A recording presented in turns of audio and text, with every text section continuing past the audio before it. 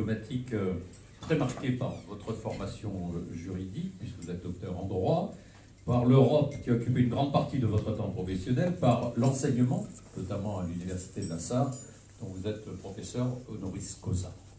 Et s'il faut retenir quelques points clés dans votre cursus, je citerai le poste de conseiller que vous avez occupé auprès de la représentation permanente de l'Allemagne à Bruxelles entre 1993 et 1996. Bruxelles, vous reviendrez entre 1999 et 2002. Entre-temps, vous aurez occupé celui de porte-parole pour les questions européennes au ministère fédéral des Affaires étrangères.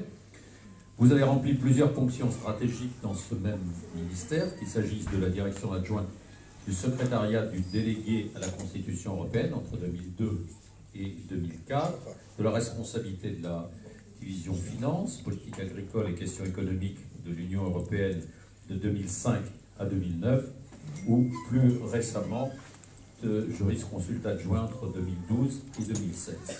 D'ailleurs, je ne suis pas sûr d'avoir tout dit sur votre CV, et j'invite tous nos amis, ceux qui sont présents ce soir, à regarder l'invitation, à regarder sur le site du club, site internet du club, pour combler les trous de cette présentation sommaire. Comme je vous l'ai dit tout à l'heure, nous avons quelques habitudes, l'apéritif, nous allons démarrer le début du repas, et je vais vous laisser la parole pendant un temps. Vous verrez vous-même à quel moment vous sentirez que les auditeurs sont affamés pour qu'on passe à la suite. La suite, c'est le dîner amical ensemble, et c'est aussi toutes les questions qui ne vont pas manquer d'être posées sur ce sujet majeur. Je vous disais tout à l'heure en aparté, j'étais très intéressé par ce que j'ai vu à la télévision hier soir, des films que certains ont peut-être vus sur France 2 et qui parlaient de la France entre 1920 et 1940, de l'Allemagne, d'Hitler, des films tout à fait remarquables et qui, au-delà de l'aspect historique et je dirais parfois anecdotique, renvoient à une question majeure qu'on peut se poser aujourd'hui. Est-ce que l'Europe, qui a été une formidable espérance de paix, de développement, d'affirmation de valeurs communes après, disons, 1950, avec des essais ratés, la Communauté européenne de défense au début des années 50, ensuite le traité de Rome, ensuite un peu plus loin l'Union européenne, l'élargissement de l'Europe. Est-ce que cette Europe-là, avec toutes ses valeurs et toutes ses espérances, est aujourd'hui au rendez-vous? Et est-ce que le couple franco-allemand, comme on dit, a un rôle particulier à jouer et permettra de redresser l'Europe qui aujourd'hui est l'objet, on le voit en France en particulier, je ne sais pas comment cela se passe en Allemagne, qui est l'objet de toutes les accusations. Dès que quelque chose va mal, c'est évidemment la faute de Bruxelles, c'est la faute de l'Europe.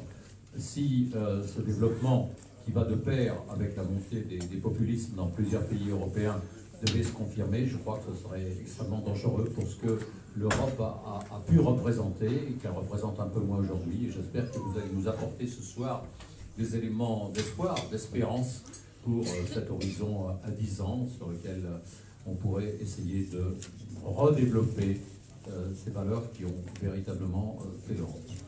Voilà, monsieur plénipotentiaire, je vous laisse le micro et la parole, et on vous remercie encore une fois d'avoir bien voulu accepter de venir devant nous. Nous sommes en direct avec Paul Tules, asile des Français, passe correcteur, ambassadeur de l'Allemagne en France. C'est avec grand plaisir que je suis parmi vous ce soir.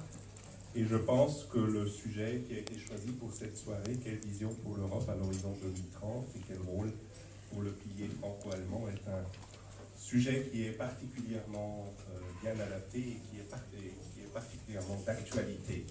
Parce qu'en effet, nous voyons depuis quelques années déjà, mais seulement depuis quelques années, que nous sommes en train d'entrer dans une ère nouvelle, que le monde du 21e siècle a pris la place à celle du 20e siècle, c'est un changement qui s'est fait dans ces toutes dernières années, et j'y viendrai. Nous voyons que l'architecture fondamentale du monde est en train de changer. Au XXe siècle, nous avions un monde qui était formé par deux blocs essentiellement, l'Est et l'Ouest. Nous avions une certaine stabilité. bien que menacé évidemment, mais il y avait quand même la stabilité. Après, il y a eu ce que Fukuyama, le politologue américano-japonais, qualifiait comme la fin de l'histoire, le fait que l'Ouest aurait vaincu et que maintenant tout le monde se développerait vers une ère de démocratie à l'occidentale. Et au plus tard, les années 2014 et suivantes, avec l'annexion de la Crimée, j'y reviendrai, ont fait apparaître que cette vision était peut-être un peu prématurée et que les choses n'allaient pas se passer aussi droitement dans la bonne direction que M. Fukuyama en avait pensé. Et donc, nous avons une nouvelle situation maintenant, une situation qu'on pourrait qualifier de multipolaire, une multipolarité naissante, où nous avons... Vous entendez? Oui, oui, c'est bon. D'accord. Une situation, une architecture nouvelle du monde, avec une multipolarité naissante. Et je vais juste, en guise d'introduction, le montrer en 3 exemples. La Russie, la Chine et les États-Unis, ce sont d'ailleurs sur ces exemples que je reviendrai. Donc, vous l'aurez compris, c'est surtout sur les aspects de politique extérieure que je vais parler. Donc, vous avez par exemple la situation de la Russie qui cherche à retrouver son statut de grande puissance et son influence qu'elle avait perdue avec l'effondrement de l'URSS. Et pour ce faire, elle recourt à des méthodes de politique de puissance classique. C'est aussi un élément sur lequel je reviendrai, cette opposition entre l'ordre international basé sur le droit et la politique de puissance classique. On l'a vu avec l'annexion de la Crimée dont je parlais, en violation du droit international public. Et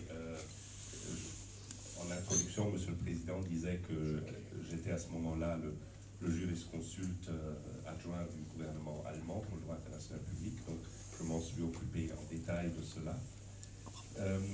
Il y a aujourd'hui le conflit avec l'Ukraine, où la Russie joue un certain rôle, etc. Je ne vais pas entrer trop dans le détail.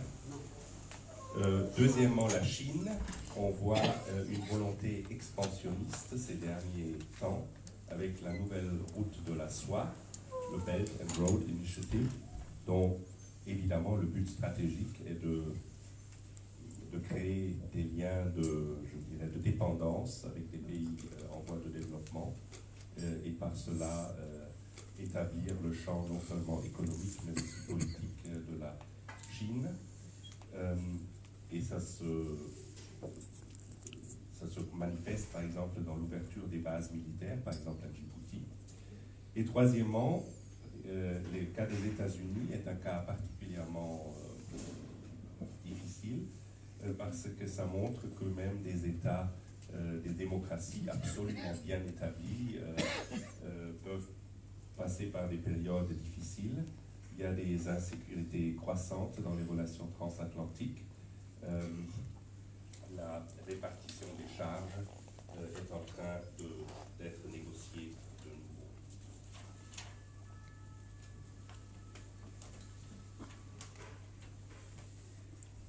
Voilà ça en guise d'introduction. Et ensuite, maintenant, je vais essayer de faire 3 points principaux pour venir au sujet de notre soirée, c'est-à-dire l'Union européenne, quel est son rôle dans tout cela. Ce sera mon deuxième point. Le troisième point, ce sera quelle est la conséquence pour la politique étrangère de l'Union européenne. Et le quatrième point sera les relations bilatérales franco-allemandes, le traité d'Aix-la-Chapelle dont on a déjà parlé, qui remet maintenant qui donne un nouveau souffle à la relation franco-allemande. Après une conclusion évidemment. Donc mon deuxième point, je l'ai appelé la souveraineté européenne.